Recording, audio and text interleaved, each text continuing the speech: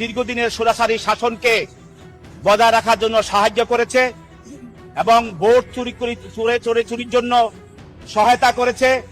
ভোটারবিহীন নির্বাচনে অনুষ্ঠানের জন্য যারা সহায়তা করেছে এই 14 দলের অন্যতম একজন হলো জনাব রাশেদ খান মেনন।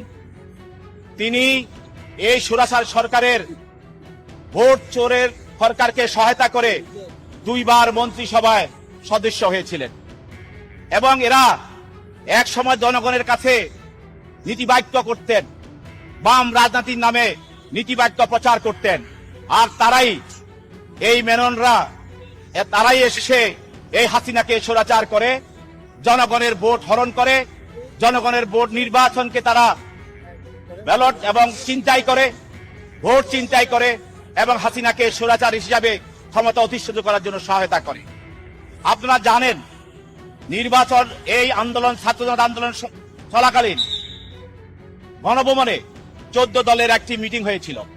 সেই মিটিং এ অন্যতম ভূমিকা পালন করেন এই রাশেদ খান মেনন এবং তার সঙ্গে ছিল আরেকজন সহায়তাকারী হাসানুল হক ইনু।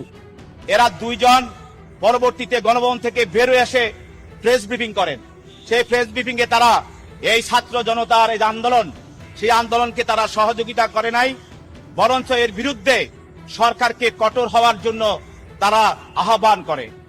এবং এর পরিপ্রেক্ষিতে পরে কয়েকদিন 2-1 দিন পরে আপনারা জানেন যে ছাত্র জনতার উপরে গত 19/7/24 তারিখে আপনার নিউ মার্কেটের নীলক্ষেত মোড়ে ছাত্র জনতার উপরে পুলিশ গুলিবর্ষণ করে এবং এই গুলিবর্ষণ করে সেখানে আব্দুল ওয়াদুদ নামে একজন আন্দোলনকারীকে পুলিশ গুলি করে হত্যা করা হয়। এবং এই হত্যার সঙ্গে এই আসামি রাশেদ খান মেনন, যারা উস্কানিদাতা, পরামর্শদাতা এবং সহযোগিতাকারী এই স্বৈরাচার সরকারের, তাদের নির্দেশে, তাদের সহযোগিতায়, তাদের উস্কানিমূলক বক্তব্যে পুলিশ গুলি চালায় এবং এই গুলি চালাতে এই ওয়াদুদ নিহত হয়। এবং এটাও গত 19/7/24 তারিখে নিউ মার্কেটের মোড়ে এবং এটা নিউ মার্কেট থানা মামলা নম্বর 4/8/24।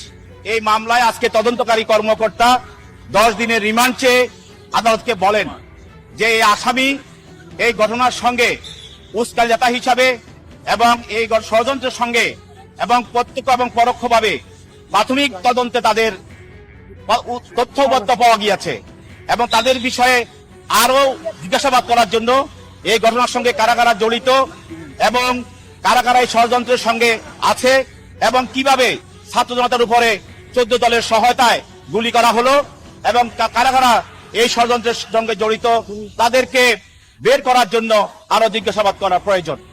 বিজ্ঞ আদালত তার বক্তব্য শুনলেন এবং আমরা কোর্ট অফিসার হিসাবে তাকে আমরা প্রসিকিউশনকে আমরা উপস্থিত সহায়তা করি। পরবর্তীতে এই আসামিদের পক্ষে আইনজীবী তারাও তাদের বক্তব্য রাখেন।